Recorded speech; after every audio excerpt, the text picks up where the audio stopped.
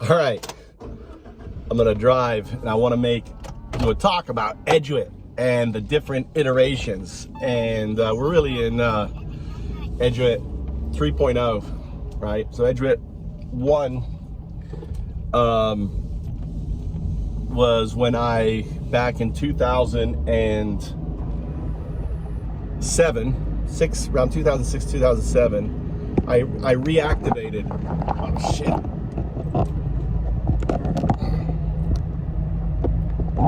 I reactivated Eduit, and hold on, I don't know if that's gonna fall off again.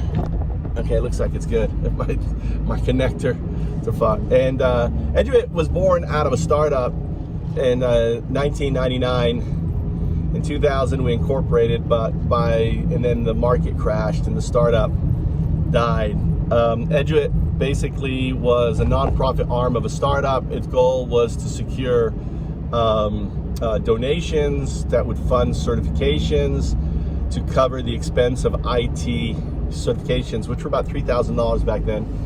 And the idea is to get students certified that then were put into the IT market, where a systems administrator was making 80 grand. They were in that demand. It was the height of the fucking IT bubble, right? And it was like a great business opportunity, and it tied into our passion for gaming and the idea of helping these gamers get jobs. That was it. And Eduit was just a component of that whole project, my idea, right? To facilitate the scholarships, because these kids couldn't afford the $3,000 and the parents weren't going to pay for it. So hey, let's get corporations to pay for it, because they're putting in $3,000 or whatever, let's say put in $30,000, and they're getting employees that maybe come in at $69,000, right? Instead of $80,000, for that scholarship, for their support, they're kind of signing in. So that was the idea behind Eduit. Well, one thing I noticed, one thing I noticed was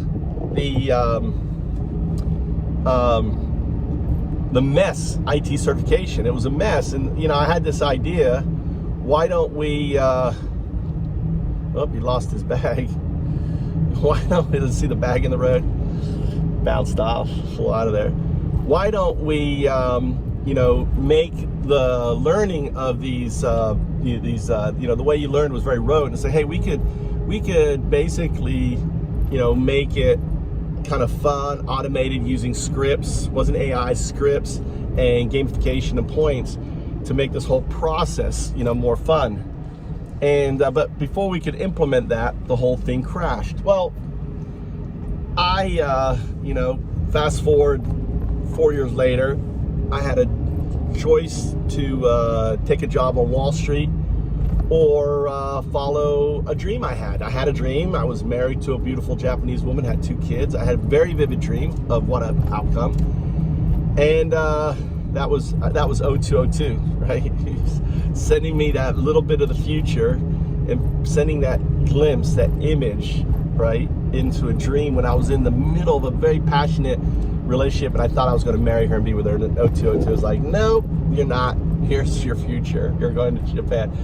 So remembering that dream, and said, if I take this job, I'll never go. So I ended up taking the job. Well, I took a job as a teacher, and I started teaching very young kids, all the way up to high schools, to adults, and everything else. And especially the young kids, I realized everything was rote. And I came at the perfect kind of time, because it was right when the iPhone was coming out, Nintendo came out in 2004, somewhere around there, right? So the kids had all these learning English games on Nintendo. It had a camera on the front, it had 2 screens.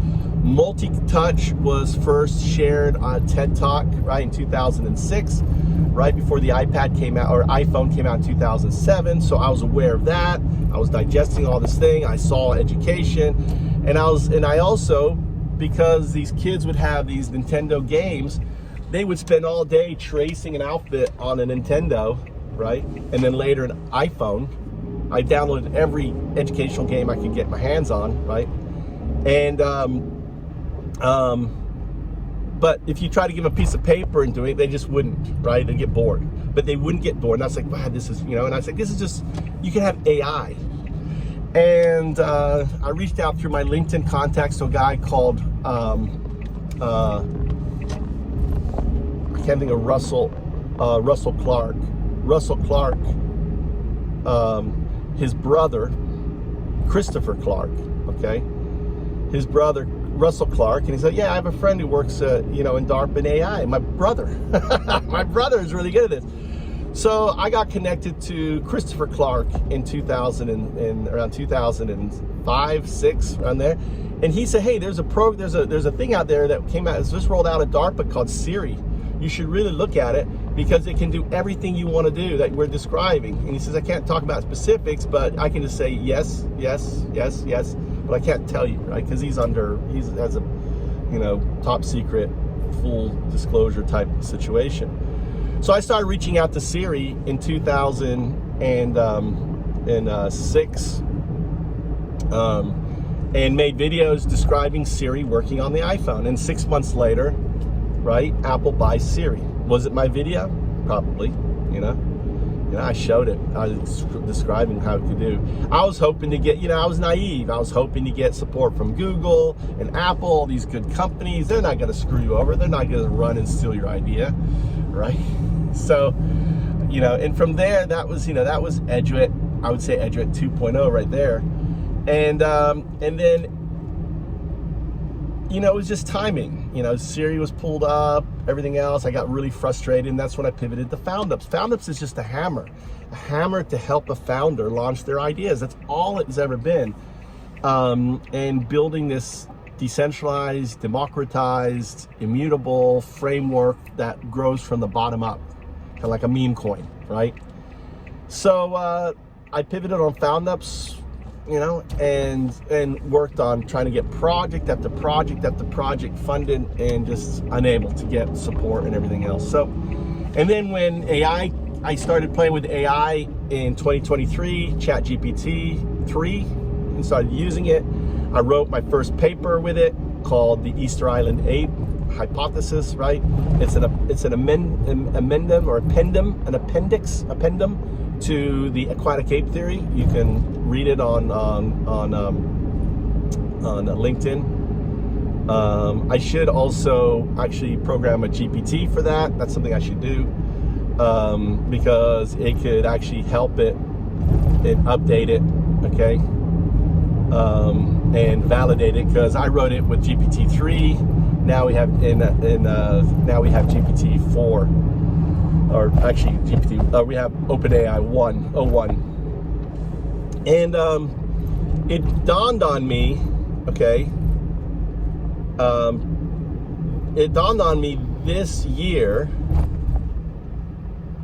that e-singularity, the educational singularity epoch had begun, right? It's an epoch, it's an age, right? The e-singularity epoch. It had begun in 2019. So what I set out to achieve with Siri has happened, okay?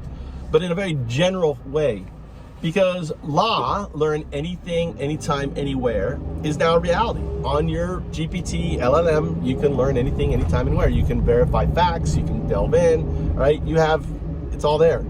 And so I credit the launch of GPT-2, 2019, as the beginning of the educational singularity epoch, okay?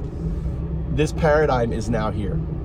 And the e-singularity group, right, that I set up in 2007, is still out there on Facebook, and TEDx Education, right? Also an event, group I set up on there. My group is out there, and both of those, those events now are kind of coming together as kind of an apex. So yeah, it's and then when I launched, or tried to launch Eduit 3, the latest version was way ahead of its time. I used something called using the haptic touch, right? Haptic touch. And I did all this other stuff. I'll sit here and talk a little bit before I go in the store and finish this up in 10 minutes.